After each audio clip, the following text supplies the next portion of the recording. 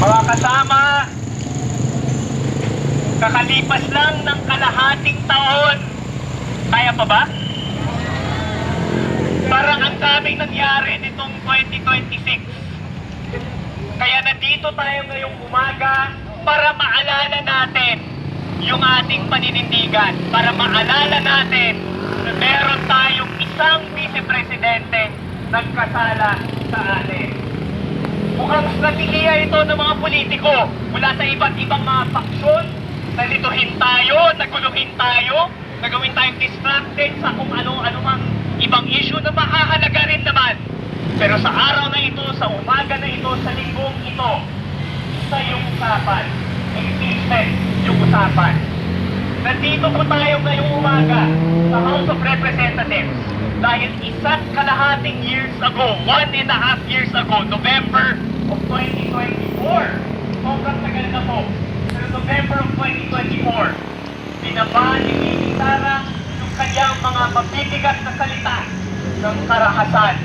Nagbanta siya sa buhay ng mga matataas na opisyal at sa gayon, naging consistent siya sa brand ng kanyang pamilya, brand ng karahasan, brand ng pagpatay.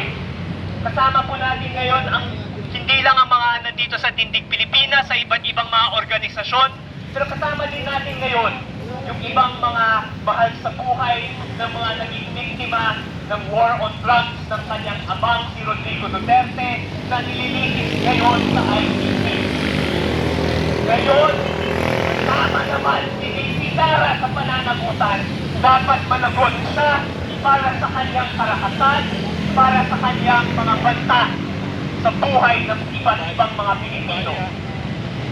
Mga kasama, ang gusto ng ating mga kalaban, ang gusto ng mga politikong tumataka sa pananagutan ay makalimot tayo.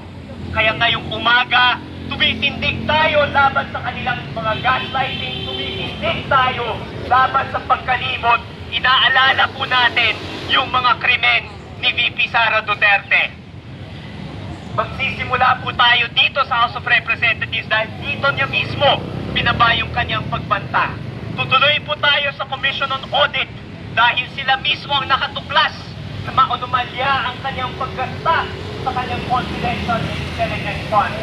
Mula doon, tutungo tayo sa Cunha Vargas, API, dahil doon nakatago yung kanyang mga undeclared wealth.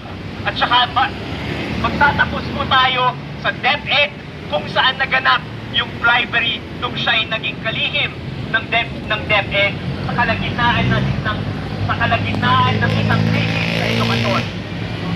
Mga kasama, mahalaga yung ginagawa natin ngayon dahil ang usapan ng impeachment ay totoo.